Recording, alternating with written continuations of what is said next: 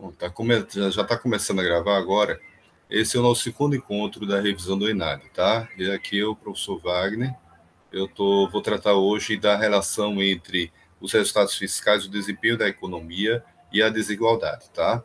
Eu vou usar uma abordagem mais ortodoxa separada em duas partes. Uma de interpretação keynesiana, que analisa os efeitos de curto prazo, e outra mais de longo prazo. Além disso, vou também olhar da perspectiva da teoria das expectativas, certo? E as correspondentes explicações de ótica mais de longo prazo, né, baseado nessas teorias, sobre as funções keynesianas de consumo. Tudo isso vai ficar muito claro, apesar de agora estar muito abstrato, né? À medida que a gente for trabalhando, certo? Oi, Luiz, quanto tempo? Você está com o vídeo ligado, viu? Então, a gente vai trabalhar no capítulo 15 do Fernando Rezende. Claro que vai ficar gravado aqui, mas se quiserem aprofundar ou conferir, é o item ponto 4, né? O do Fernando Rezende que eu me refiro é o livro de Finanças Públicas. Eu vou compartilhar aqui com vocês a tela do meu computador, tá? Tem um procedimento meio demorado, mas eu já estou acionando aqui os recursos, logo vocês verão, tá? Então, já deve estar compartilhado. Se alguém não estiver vendo uma tela repetitiva aí de imagens múltiplas, certo? É porque não está compartilhando para você e eu preciso que você me informe. Coloque aí no chat, tá? De alguma forma. Eu vou passar agora para a tela do PowerPoint, da apresentação. E agora você deve estar vendo a tela do PowerPoint. Mais uma vez, se alguém não está vendo essa tela, por favor, informe. Eu tenho dificuldade aqui que quando eu compartilho a tela, eu paro de ver a outra parte, que é a comunicação com vocês, certo? Então, por isso eu vou olhar aqui como é que está a comunicação com vocês e peço a compreensão que se vocês fizerem alguma anotação aí no chat, enquanto eu estiver apresentando, eu não vou ver o que vocês escreveram. Então, a princípio, como a gente tem pouco tempo, eu quero pedir a vocês que deixem as questões para sexta-feira, que é o dia reservado para a pergunta, certo? Dúvidas, etc. Então, qual é o procedimento? É que vocês anotem as perguntas à medida que eu for falando e na sexta-feira a gente trabalha isso daí, né? Então, vamos começar no PowerPoint. Ninguém escreveu aqui que não estava vendo o PowerPoint, eu imagino, então, vou entender que todos estão vendo a tela de vídeo compartilhada, que agora está novamente o PowerPoint, certo? Então, vou apresentar aqui o slide. Outro problema é que também, não, como eu não estou vendo a tela da conversa com vocês, aquelas pessoas que não tiverem e-mail acadêmico cadastrado e pedirem para entrar, eu não vou dar autorização, não é porque eu não quero, é porque eu não estou vendo, tá bom? Se alguém, por acaso, vir, então, por favor, abra o microfone, me avise que tem alguém pedindo para entrar, tá bom? Vamos, então, para a apresentação. É muito rápida, na verdade, é muito enxuta, né? A gente teria outras formas de trabalhar esse material aqui, que seria pela teoria do crescimento, as teorias como a de Solow e etc. Mas eu não vou por esse caminho, eu vou me restringir aí ao que está no Rezende, capítulo 15, item 4. Então, a primeira coisa a tratar é a perspectiva de análise keynesiana, no sentido de que você tem o que é o efeito da política fiscal no sentido dos resultados dela para o curto prazo, tá?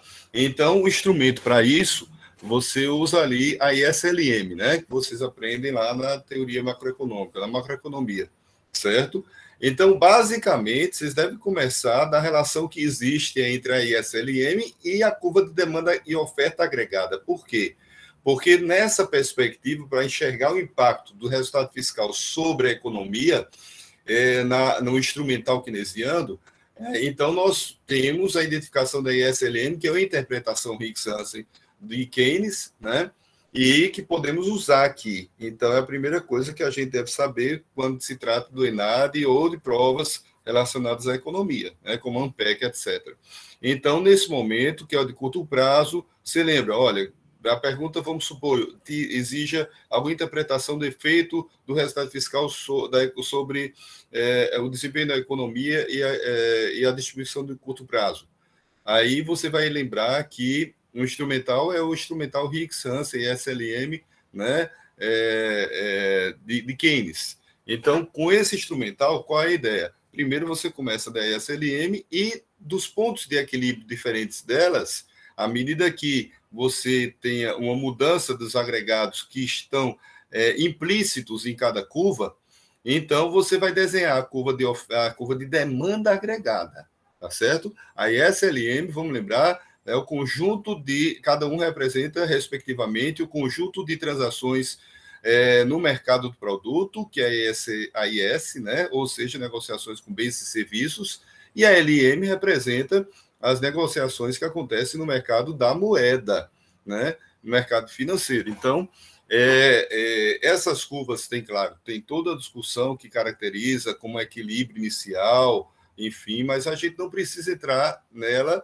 se a gente está pensando só de analisar o impacto, e para isso a gente precisa usar essas curvas. A ideia é que, no caso do governo aqui, no curto prazo, um déficit significa, então, financiar aumento de gastos, né? Ou um gasto maior do que a arrecadação do que no momento anterior. Então, isso pode ser representado, seja porque, de fato, houve aumento de gasto, seja porque, com relação a um determinado momento anterior, o resultado, a diferença entre esses gastos e a receita, que é o financiamento dele, aumentou. Então, se há um déficit, ele pode ser representado seja por um aumento de gasto, ou seja, nesse período, de fato, ou uma redução da receita, por exemplo, ela pode ser representada por um deslocamento da curva IS, né? Nesse caso, para a direita, porque você tem um aumento de um dispêndio, que é aqui o gasto do governo, certo? E esse aumento é representado com deslocamento para a direita da curva IS. Então, para o dado nível de equilíbrio de renda, Y0, você tem a situação anterior, que é representado com a IS1. E agora, com gasto maior, a IS2, deslocada para a direita, deve, então, atingir um novo equilíbrio com a LM, que é o equilíbrio com os negócios do mercado financeiro, a um nível maior de renda, aqui representado na Y1, certo? Esses Y diferentes vão ser representados na curva da demanda agregada. Por quê? Porque da ISLM é que você constrói a curva de demanda agregada, já que você está tratando, como eu disse, dos negócios envolvendo mercado de bens e serviços e mercado financeiro, né? Então, a curva de demanda agregada, ela pode ser, inclusive, obtida dos diversos pontos de equilíbrio da curva de IS com a LM para diferentes níveis de preço. Não é isso que ela representa? Então, no caso de um deslocamento da IS, diante de um aumento de gasto ou de um aumento do déficit do governo, aqui representado com um novo equilíbrio entre ISLM deslocada à direita, de Y0 para Y1, a curva de demanda agregada que vai representar esse novo equilíbrio deve passar por ponto diferente desse equilíbrio da IS com a LM, e é uma curva de demanda agregada representada no gráfico de baixo, à esquerda, né, de DA0 para DA1, ou nesse mesmo gráfico também, de DA3 para DA4. São duas situações que representam a mesma coisa, um deslocamento da demanda agregada ou um aumento da demanda agregada, resultante do aumento dos gastos do governo, que está implícito um aumento do déficit, tá certo? Então, qual é a diferença entre as curvas de demanda agregada DA0 para DA1 e o outro conjunto DA3 para DA4? É porque os deslocamentos, embora estejam representando a mesma coisa, eles se dão em espaços de oferta em situações diferentes. Veja que a curva de oferta agregada, que cruza a demanda agregada na esquerda do gráfico de baixo, é uma curva horizontal. Essa curva horizontal representa uma situação keynesiana típica, em que a situação é possivelmente de crise, ou nós estamos com uma capacidade ociosa da oferta muito alta, de forma que qualquer aumento da demanda vai ser atendido pelo maior uso dessa capacidade produtiva, já que ela está ociosa. Então, essa é a situação keynesiana típica, né?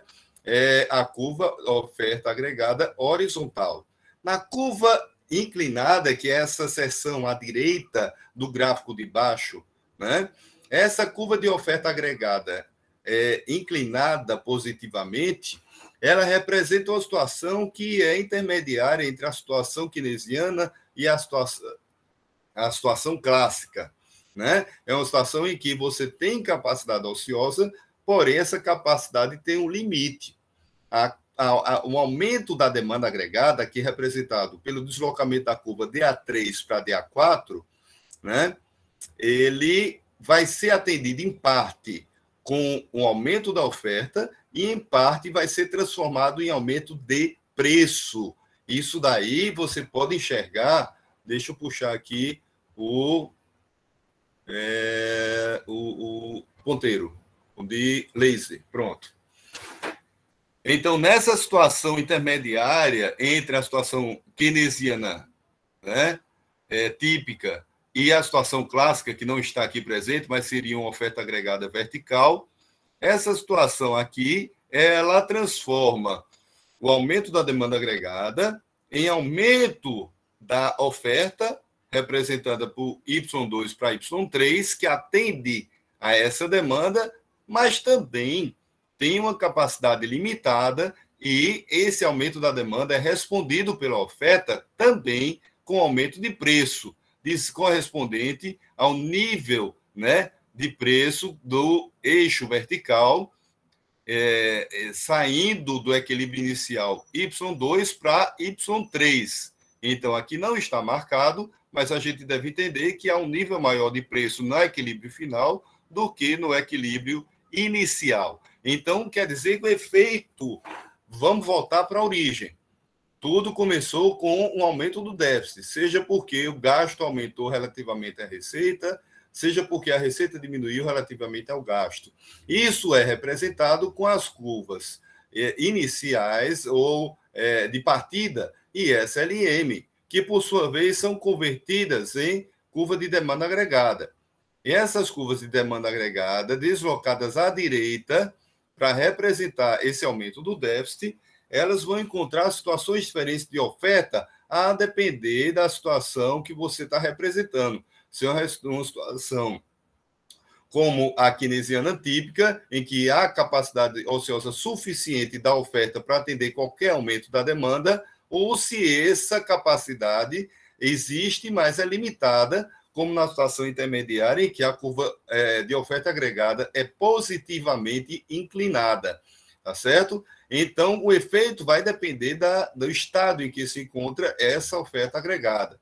No caso keynesiano típico, o aumento do déficit, que é a origem de tudo, tem como resultado final o aumento do nível de renda, né? Dado que, qual é a situação aí que está causando isso? A capacidade ociosa que é suficiente por parte da oferta para atender ao aumento da demanda. Se a situação é intermediária da oferta, então o aumento inicial do déficit vai ser respondido em parte com o aumento da oferta, o que levaria ao novo nível e nível maior da renda, porém, em parte, isso vai ser também respondido com aumento de preço ou inflação.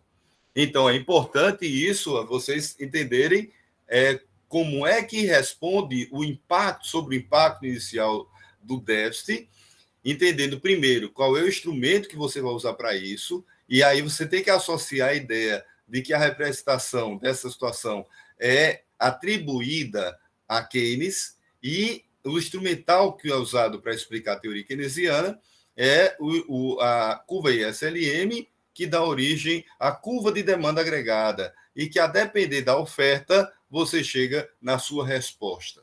Tá certo? Então, espero que esteja aí compreendido como é que você vai responder o efeito se a questão envolver o curto prazo. Em resumo, depende de quê? Depende do estado ou da situação da economia representada em curvas de ofertas diferentes. Tá certo? Professor, tem um aluno aí tentando entrar, Tá certo. Vou solicitando. autorizar, então.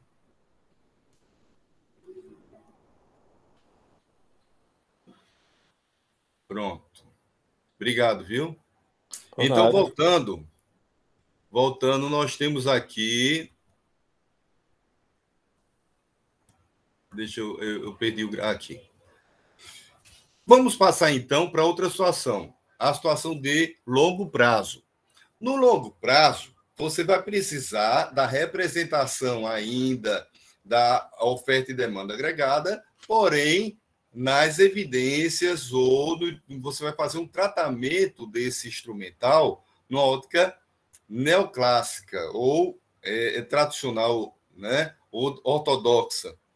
Então, no longo prazo, vejo que a ideia é que a oferta não tem capacidade de atender a aumentos de demanda. Né? Você precisaria induzir novos crescimentos, mudar a estrutura e a capacidade produtiva da economia. Então, imediatamente, todo aumento da demanda seria transformado em aumento de preço. Então, dado que a gente não tem a possibilidade de aumento da demanda, então o foco se concentra agora na ótica tradicional ou ortodoxa em como vai ser financiado, quem vai pagar pelo aumento do déficit, certo? Essa é a primeira dica. Se a questão vai no sentido longo prazo, então você tem que focar na preocupação de quem vai pagar o déficit, certo? Então, ou como financiar esse déficit. Então, vamos começar. Primeira coisa é que a gente já vai para a ideia daquela identidade de renda, né, que representa o equilíbrio entre a oferta agregada e a demanda agregada. Tá? Então, essa identidade é representada como Y igual a C mais I mais G, e se você envolve a economia fechada. Se é economia aberta, você acrescenta X menos M. O que é isso? E Y é o nível de renda calculado da ótica do produto. Né? E C mais I mais G é o mesmo nível de renda, mas medido pela ótica dos gastos. Certo? Consumo, investimento e gasto do governo. Acrescenta-se exportação e importação quando você tem a economia aberta e precisa representar com o saldo, né, dessa economia aberta, que são as transações com o exterior. Depois, o seguinte, quando a gente foca, que essa é a preocupação, e como vai ser financiado o déficit público, então você precisa trazer aqui um elemento de referência, que é, primeiro, a ideia de onde é que entra na renda e se transforma em despesas, tá, o déficit público. Então, a renda ela já tem em si o gasto do governo, certo? Então, por definição, na identidade renda, que representa o equilíbrio entre oferta e demanda agregada, já aparece o gasto do governo. O que é que eu preciso trazer agora? O tributo, que é o financiamento.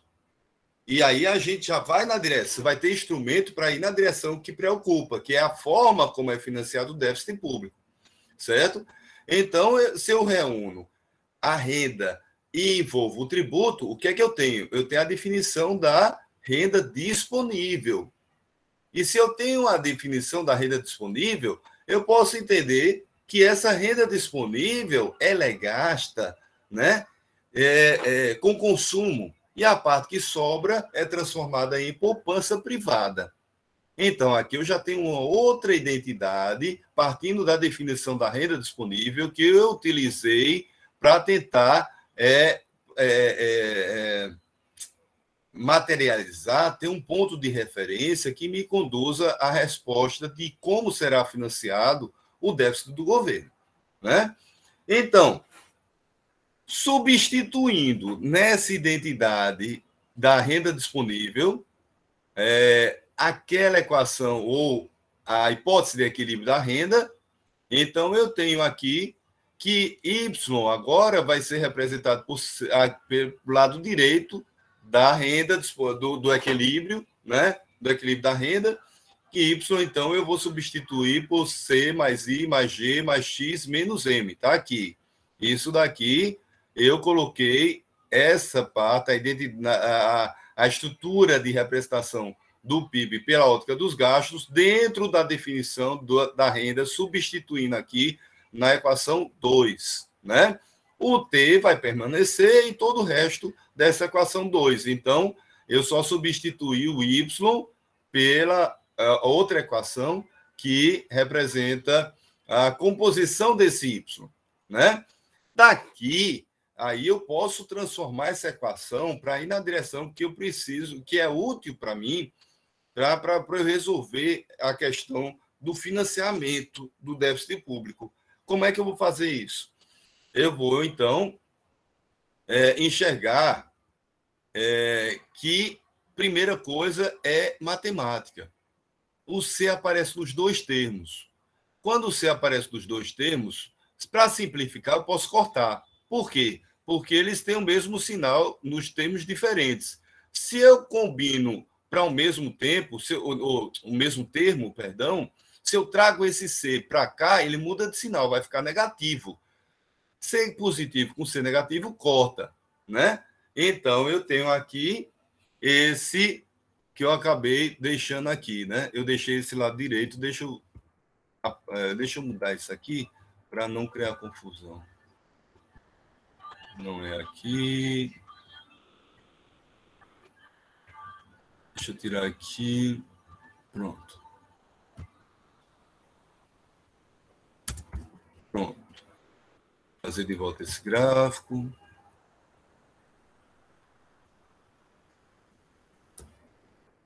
Pronto. E agora, deixa eu exibir aqui.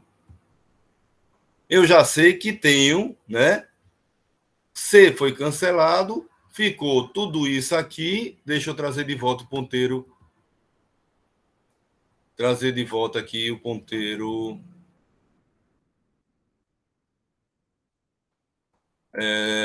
Do laser.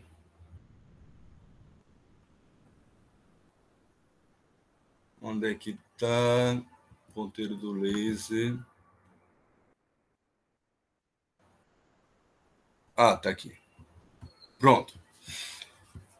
Então, eu tenho C mais I mais G, etc. E cancelei os dois C, ficou essa parte aqui e o S.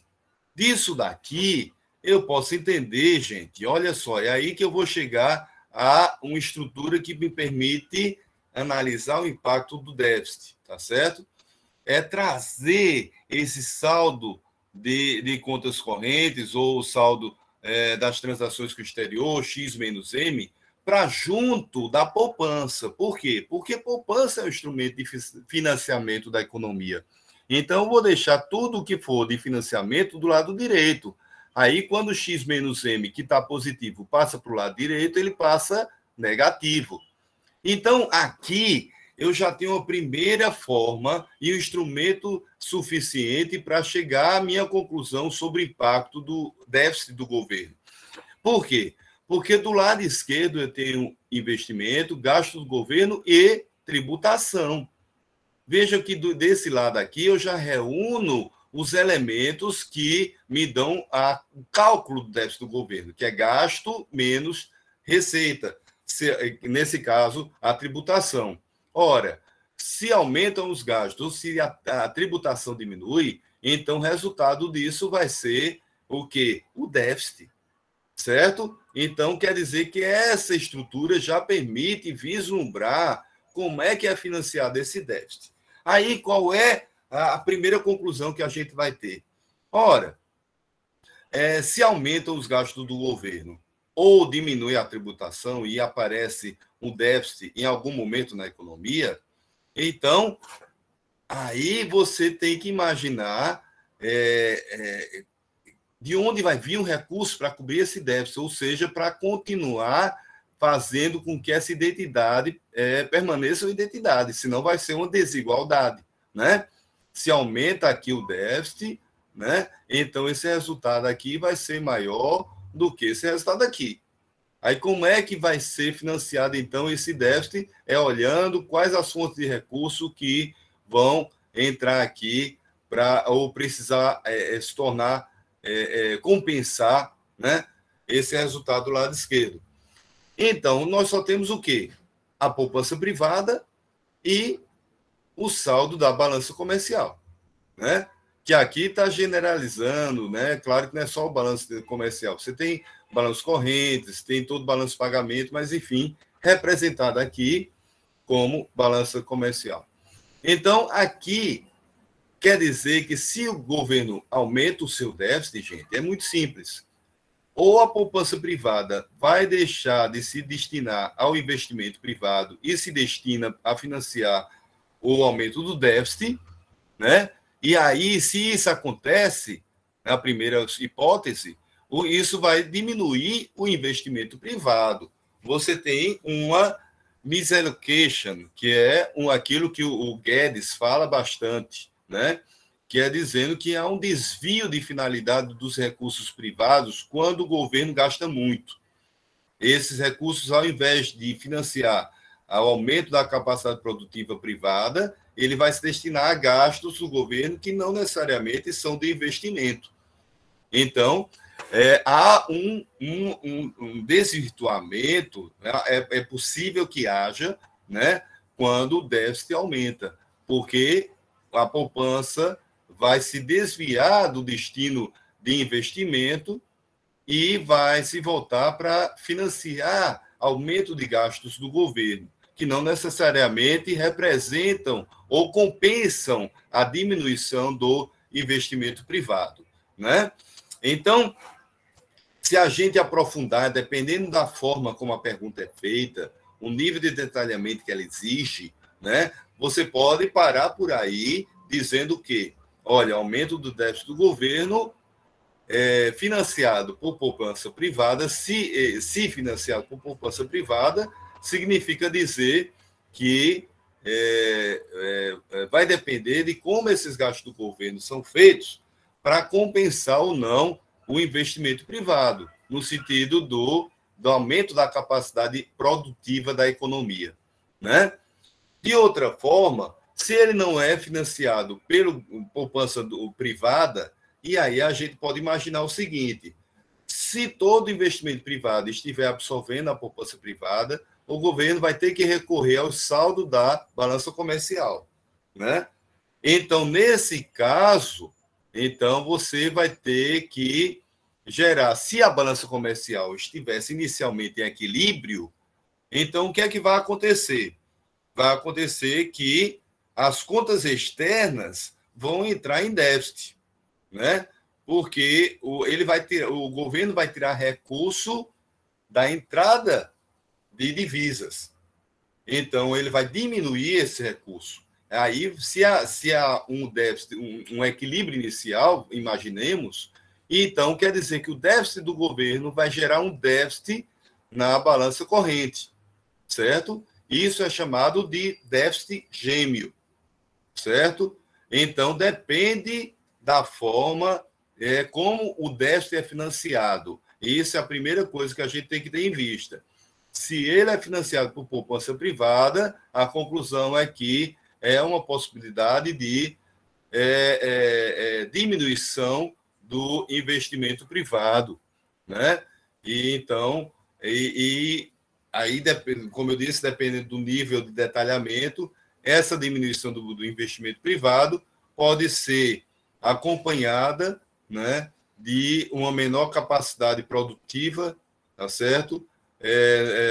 Uma diminuição do crescimento da economia, etc. Aí depende de como você vai encontrar a pergunta.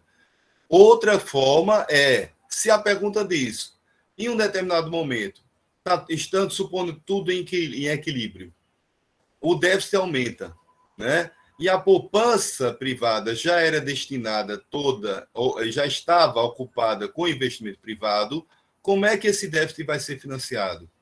Ou o que é que ele vai gerar?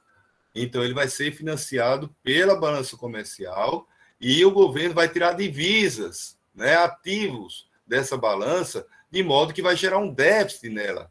E aí, o déficit do governo vai ser acompanhado por um déficit gêmeo. Você também pode ter uma pergunta nesse sentido, partindo do conceito do déficit gêmeo.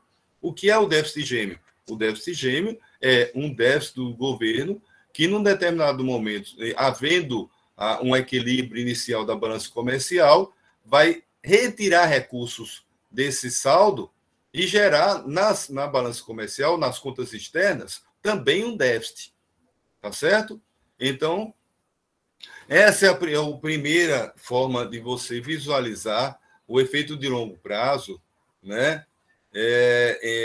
Em termos tanto de investimento, se houver financiamento com poupança, quanto com os recursos externos. Detalhe muito importante, muito importante.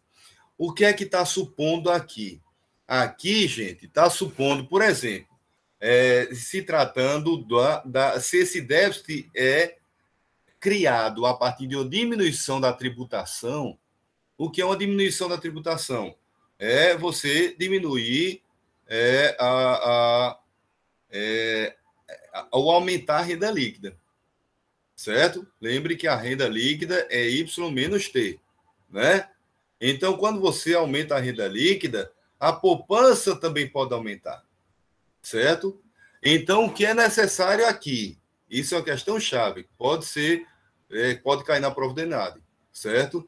Se o déficit do governo aumenta por conta de uma diminuição da tributação, então esses efeitos que nós dissemos, eles só são válidos, né? No caso do investimento, quando mexe com a poupança privada, ele só é válido se a poupança privada não aumentar do mesmo tamanho da redução da tributação. Porque se a tributação reduziu, logo a poupança privada aumenta. Se uma é igual à outra, então a economia aqui a identidade vai permanecer, certo? Vocês percebem isso? Então, se o tributo diminui e a poupança aumenta do mesmo tamanho, a identidade permanece. Não há efeito. Então, essa é uma questão chave, tá? Então, o efeito do sentido de que o governo vai tirar uma parte da poupança do setor privado, depende de que a poupança gerada com a diminuição da tributação, se for essa a forma de gerar o déficit, né, não seja do mesmo tamanho da redução da tributação, porque só aí a poupança vai deixar de se destinar, né? Ela aumenta do mesmo tamanho, e se aumentasse o mesmo tamanho, não afetaria o investimento. Ela só afeta o investimento porque deve estar acontecendo a não compensação do mesmo tamanho, né, da poupança naquilo que diminuiu a tributação, certo? Então, o efeito do déficit sobre investimento, que passa pelo uso da poupança, depende se essa poupança não aumenta o suficiente para não afetar o investimento, certo? Então, isso acontece? Acontece. Você tem aí a economia aplicada que é usada para provar isso daí, certo? Vejam, no caso aqui, de 1970 a 1982, está no livro do recente, que eu estou usando como base, né? No item 15.4, não é isso que eu falei? Você tem que o déficit público e o déficit... Ah, não, isso daqui é da poupança externa, perdão. Eu não tenho aqui, não trouxe esses dados, não. Desculpe. Mas, então, deixa eu ver aqui. Não, aqui já é uma explicação do déficit, tá certo. Eu vou voltar aqui. Então, falei rápido, a gente tem pouco tempo, mas até agora o que é que nós vimos? O déficit pode afetar o nível do investimento da economia se e essa palavra que é chave, se esse déficit não for criado com uma redução da tributação que gere um aumento de mesmo tamanho da poupança, né? Porque se gerar um aumento do mesmo tamanho da poupança, né? Então, essa poupança não vai afetar o nível de investimento, tá certo? Bom, agora, quanto ao déficit gêmeo, como é que ele é gerado? Aí você também pode ter uma questão que queira detalhar isso daí. Aí, para isso, você tem uma explicação que é simples. Tudo passa pelo aumento da importação, certo? Primeiro, veja aqui que, de fato, existe, como eu estava dizendo, só que eu estava pensando em relação ao comportamento da poupança em relação ao investimento. Não, esse gráfico, ele trata de outra coisa, que é essa que eu estou falando agora, que é o déficit gêmeo. O déficit em conta corrente, que acompanha o déficit público, e aqui, supostamente, por quê? Porque o governo não pode recorrer à poupança privada. Então, outra fonte é o saldo da balança comercial, tá certo? Então, nesse caso aqui, os dados mostram que a partir de 75, né, e antes também, eles se acompanham, os dois déficits se acompanham. Então, isso é sinal que, de fato, há uma certa dificuldade do governo de usar a poupança privada para financiar o seu déficit. Ele recorre aqui, nesse período, né, em parte, numa parte enfim, ele recorre em parte ao déficit das contas com as transações externas. E isso é representado pelo acompanhamento mútuo entre o déficit público e o déficit em conta corrente. Você veja que as curvas têm o mesmo comportamento. Quando aumenta, a outra aumenta. Quando diminui, a outra diminui. Certo? Bom, agora, voltando para aquela ideia, se a questão pedir isso, tratar do déficit gêmeo de uma forma mais detalhada, então você precisa entender como é que esse déficit gêmeo é gerado, qual é o passo a passo, que a gente chama os vetores de transmissão dos efeitos. Então, você pode entender que os efeitos do déficit para gerar um déficit gêmeo, ele é interpretado de duas formas. As duas formas, como eu falei, são pelo aumento da importação. A primeira situação explicada é quando o déficit sozinho aumenta a demanda agregada de uma forma que parte dessa demanda tem que ser atendida por importação. Então, esse é o caminho mais curto, mais rápido para você entender a relação entre o déficit em conta corrente e o déficit público, numa relação causada pelo déficit público e que leva, no final, a esse conceito de déficit gêmeo, né? O déficit acontece, nessa explicação ele aumenta a demanda agregada e parte dessa demanda agregada é atendida com importação. Então, isso sozinho já é suficiente para gerar o déficit, né, na balança comercial. Daí, a primeira explicação é curta para entender como é que o déficit público gera o déficit da balança comercial e daí o conceito de déficit gêmeo. A segunda explicação é um pouco mais lenta, no sentido de que o mecanismo de transmissão é mais lento, mais demorado, passa por outros fatores. Esses fatores são o seguinte: primeiro acontece o déficit leva ao aumento das taxas de juros, imaginando que para financiar esse déficit o governo emita títulos e para atrair interessados nesses títulos, o governo aumenta a taxa de juros. Se o governo aumenta a taxa de juros, isso não só vai atrair compradores dos títulos do governo para financiar esse déficit, como também vai atrair capital externo. Quando o capital externo entra a mais na economia, ele mexe com a taxa de câmbio, ele muda a paridade das divisas, né, em relação à moeda nacional. Então, isso aumenta a taxa de câmbio, faz com que aumente, aliás, entrando capital externo, a moeda estrangeira se desvalorize com relação à moeda nacional, né? Então, essa mudança na taxa de câmbio, que eu coloquei com a seta aqui para cima, mas não importa, isso daí pode ser tirado. Esse efeito sobre a taxa de câmbio, no sentido da desvalorização da moeda, né? Que pode ser o quê? De 5 dólares para, vamos exagerar, para 6 dólares. Ou, não, perdão, aí você tem uma valorização da moeda estrangeira. Aqui é o contrário, está entrando capital, a moeda estrangeira está ficando mais barata, então a divisa em dólar, por exemplo, o preço dela cai de 5,12, como está mais ou menos atualmente, para 4,12. Isso favorece a importação. Pronto. Aí você chega de novo no déficit da balança comercial. Então, por caminhos diferentes ou explicados de formas diferentes, você tem aí os vetores que transmitem o déficit público para se transformar no déficit da balança corrente ou balança comercial, ou enfim, das contas externas. Tá certo? Então, esse é outro tipo de questão. Depende do foco, depende do grau de detalhamento que a questão te dá ou exige. Tá certo?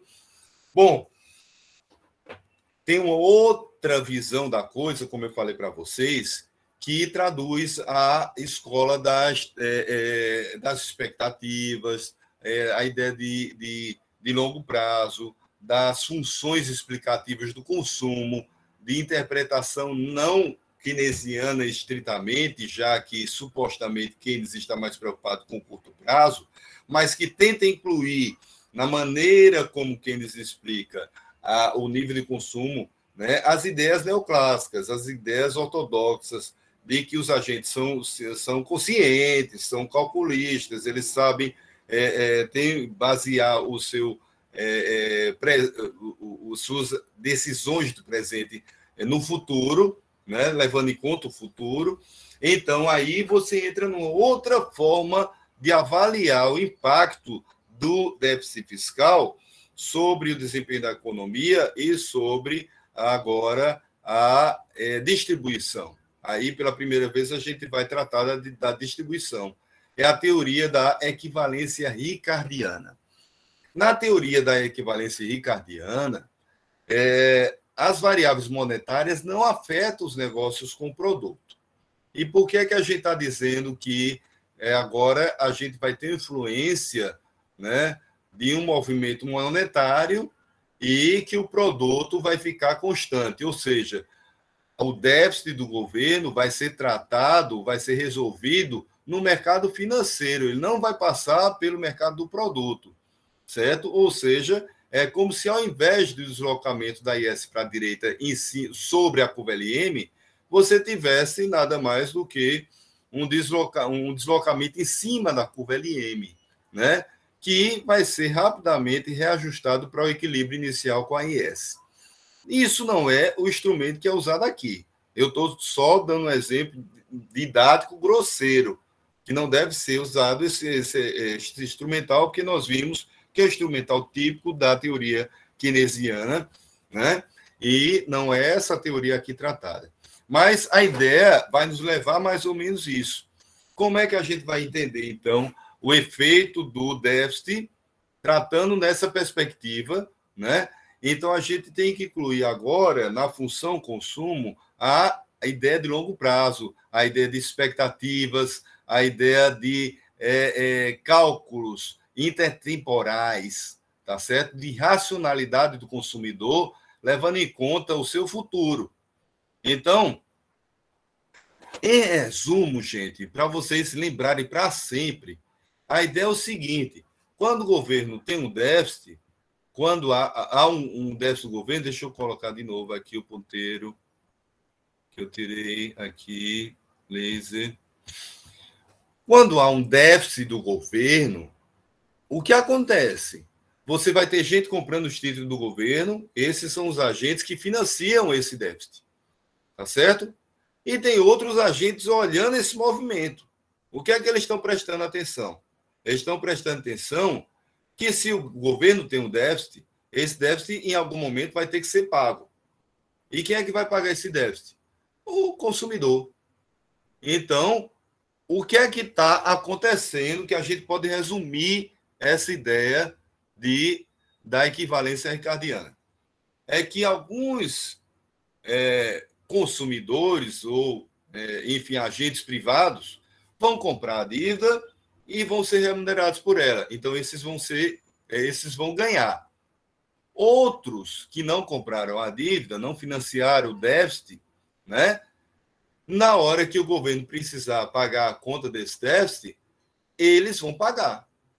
Então, aí entra o problema de distribuição, né? O que é que o déficit do governo causa do ponto de vista dessa equivalência ricardiana?